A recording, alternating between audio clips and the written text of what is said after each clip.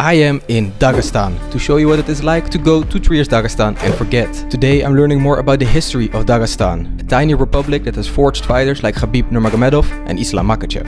Then I'm heading back to Universal Fighters for MMA sparring day, in what turned out to be my hardest training of the series yet. Welcome to 7 days in Dagestan. Today is day number 5. It is almost the end. And before heading back to Universal Fighters for the training that ended up breaking me, first we headed back into the city of Makhachkala, stopping for breakfast. Unfortunately, I wasn't able to eat anything. That was because I ended up getting sick. And I didn't know it yet at this point, but I ended up having a stomach infection that kept me out for 10 days. So I knew I was in for a very tough time. That was because I was keeping a secret. One of the last things on my checklist was to compete in a wrestling match, and I managed to organize it for tomorrow, my last day in Dagestan.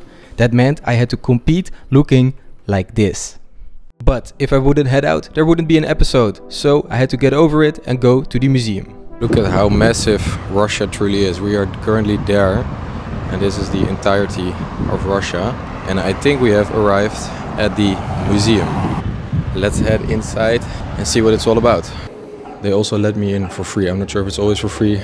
I'm not sure exactly what I'm seeing or what I'm doing, but it looks interesting. Well, everything is in Russian, so I can't understand exactly what it says. I'm gonna try and make sense of what's going on here. So how about I tell you more instead? Dagestan is a small republic in the North Caucasus. The region was almost impossible to conquer. In the 1800s, the Russian Empire tried it for decades, and Dagestan fought back under the leader like Imam Shamil, a man seen by Dagestan as a hero and whose picture you still see all around the city. But eventually, in the mid-19th century, Dagestan was brought under Russian control. To this day, Dagestanis still see themselves as citizens of Russia, but not as Russians. Their identity is Dagestani first. I mean, if this is free for everybody, that's insane. Other than the fact that I don't understand it, but you know, whatever you see, it's really impressive. The culture is deeply Muslim. Discipline, humility and respect are values that aren't just taught, they're lived. Wrestling became a tradition long before MMA existed. Then combat sambo layered on top of it, which eventually led us to fighters like Khabib Nurmagomedov and Makhachev. So I've not been here long enough to tour you around the city, but I'm gonna show you a couple of places that I've been to that I really liked, and some other places where if you come to Dagestan, this could be really interesting for you. Almost every single morning I got breakfast at this place called Safran. That's where you see me every single day. And then for dinner, for example, you can go to Papashka, the restaurant that I went to before, that you saw in the last episode, which was amazing. It is a little bit more expensive than other restaurants, but still it's very cheap. Then for coffee, for example, Ground Coffee is the place that I went to because it was very close to my apartment, but they have coffee shops around every single corner and the coffee tastes amazing. In terms of activities, for example, you can go horse riding. It works a little bit better if you know how to ride a horse, or the museum that I just showed you was also very interesting. Maybe a visit to the local mosque, which is next to the museum. And then you also have the bazaar, which is extremely big and very fun to walk around in. After the series is completed, I'm making an extra episode where I explain how to join a training camp in Dagestan. That is something that you have to plan beforehand. So I'm gonna give you a full guide on how to organize a trip to Dagestan. But in the series you've already seen some amazing gyms, for example the wrestling gym, the grappling gym and Universal Fighters. And lastly, there are convenience stores around every corner so you can get everything else that you need. My body has decided that enough is enough, but tonight is going to be one of the hardest trainings I've had so far. But I know if I give up now, then I will regret it for the rest of my life. I have to prove myself that I can do it. Alright, let's go. I'm trying to hype myself up, but it's not really working, but I have no choice. I was walking towards the gym and everything in my body was saying that I couldn't do it. My body was exhausted, it was sick, it was hurt, but I knew I had to continue. Some of the fighters had already started training and I knew I had to prove myself that I could do it. But before we continue, 90% of you guys have not subscribed to me yet. I'm trying to hit 100k subscribers by the end of the year. My channel has been growing extremely quickly, especially during this series. The support has been absolutely amazing. If you can like and subscribe, you will help me out so much. Thank you. We had to do our own warming up and then we had to do the first exercise where you move around in a circle to try and make yourself dizzy. When you're already feeling sick, that is the last thing that you want to be doing, but I did not have a choice. A little bit of shadow boxing and then we started with the first exercise, My training partner for today was extremely good. He was a really good MMA fighter and wrestler. You see him trying the first takedown and you can already see that he knows what he's doing. Of course, this is Dagestan, so most of the people know how to wrestle. Despite my body falling apart, I feel like my wrestling was starting to become a little bit better. And then we were doing a Russian Thai, but I was fully focused on the pants, so I forgot exactly what we were doing. So then when it was my turn to do the exercise, it didn't go that well. I blame the pants in this case. Here you see me trying the takedown around the body and then taking him down. Then it was his turn, this time to shoot in, and we were going to do takedown defense, and positional sparring had started from the takedown. My takedown defense was becoming a little bit better in my opinion, so that was good.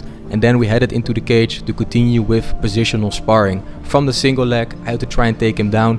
My body did not really want to work with me at this point. We were 30 minutes into the training and I just could not get the energy to continue. I was more fighting with myself than with my opponents. Either way, he was taking me down fairly easily. Here you see him passing into side control.